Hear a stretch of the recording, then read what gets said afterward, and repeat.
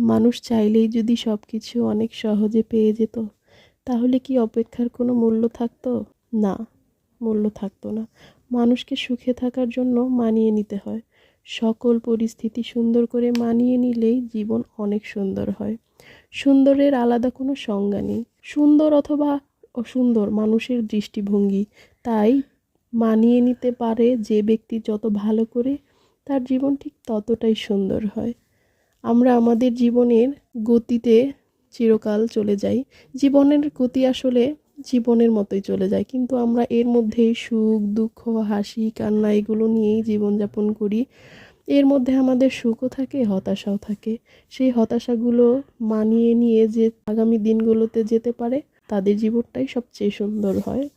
আম্মু আজকে কাজে অনেক ব্যস্ত ছিল, এই জন্য রান্না করতে পারেনি। তাই আমি এখন রান্না করলাম।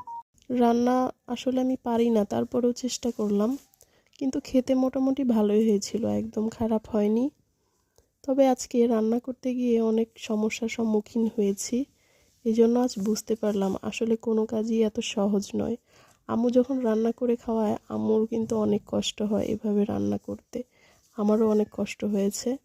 তবে এগুলো মাঝে মাঝে রান্না বান্না করতে হয়, এগুলো শেখার জন্য। নিজের প্রয়োজনেও রান্না করতে হবে আমার একদিন। এই জন্য আমিও আজকে রান্না করে দেখলাম কেমন লাগে।